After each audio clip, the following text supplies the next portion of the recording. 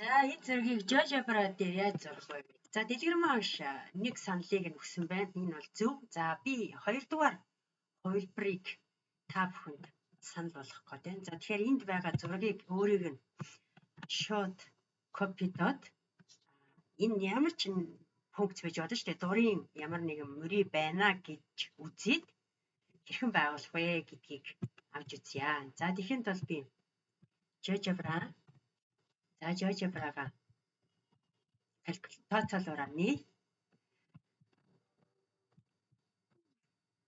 За тэгээ бүрдэл тооцоолоор дээр сонгож байгаа бодлоо хий. За саяныхаа хуулж тавьсан функцээ оруулж ирээ, зураг оруулж ирээ. За тэгээд энийг манай геометрийн энэ график харагдц дээр зурагдсан байгаа юм шигээр зургийг гэвэл энэ зургийнхаа нэвтрэлтийг нь багасгаад ингээд цайруулаа бүтэхгүй болгож байгаа.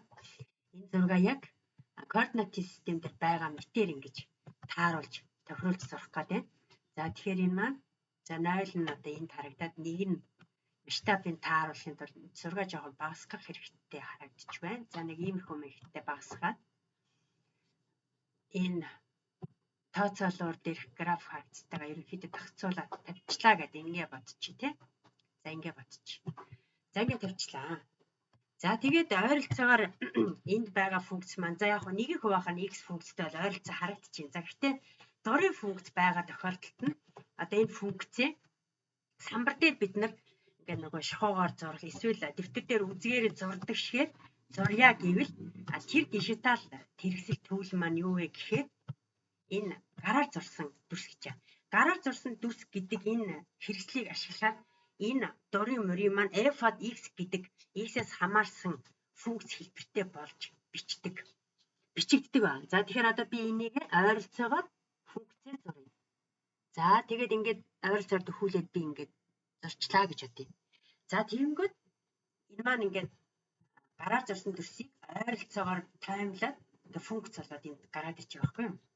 За тэгээ энийг харахаар гипер болон функц гэдэг ингээд нэг юм квадрат зэрэгтэй мөрий бичсэн байна. Тэгэхээр энэ маань нөгөө f od x маань болоогүй. Тэгэхээр гараар зурсан дүрсээ яаж зурах вэ гэхээр дахиад зуръя. За энэ нэг төр зурнуучи.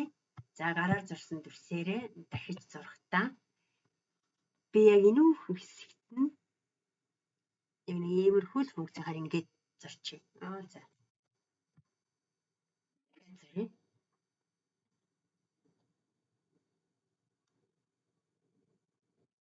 Ингээд зарчих. За тэгэхээр энэ маань одоо нэг бидний хүсэж байгаа f od x гэдэг ийм функцээрээ гараад ирж байна л гэсэн. За төрөвчийнх нь функц усгачи. Олон юмнууд үүсээд байгаа учраас толгой эргэж магадгүй.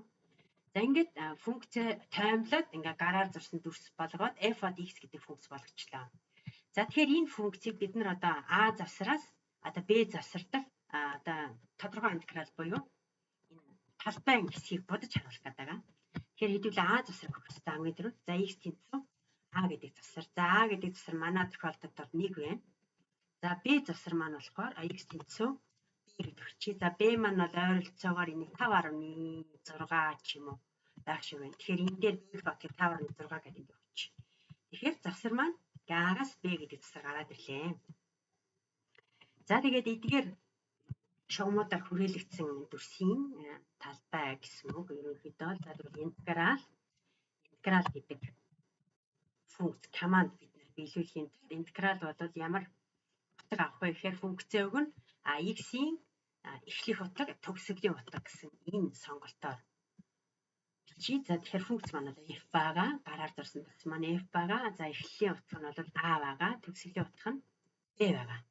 Ингээд функцэнд байгуулчлаа. За энэ байгуулсан функц маань нөгөө нэвтрэлтэнд бүтгэн байгаа учраас одоо ийм харагдаж байна. За манай зураг маань бол ногоон өнгөтэй байсан учраас илүү төхүүлийн бодит байдалтай тааруулъя гэвэл эндээсээ өнгөө сонгоод өнгөө сонгож болно. Тэгээд ингээд тодруулаад за ямар хэмжээтэй тодруулахыг хүсэж гэнэ үү, координат нь харагдах юм уу, харагдахгүй юм уу гэдээс шалтгаалаад ингээд өнгө өгөөд оруулж өгч болж байна. За тэгээд энэний нэг давуу тал бол динамик ийм програм ашиглахын давуу тал бол бид нар d.dot хэлээ ингээд өөрчилж солих боломж олгож байгаа маа. Тэгэхээр бид нар самбар дээр буюу цаасан дээр статик зураглалыг динамикаар тухайн нэг завсарт параметрийн өвдлөөс хамааруулаад ингээд хувьсгэн өөрчлөж бодох боломжтой болж байгаамаа.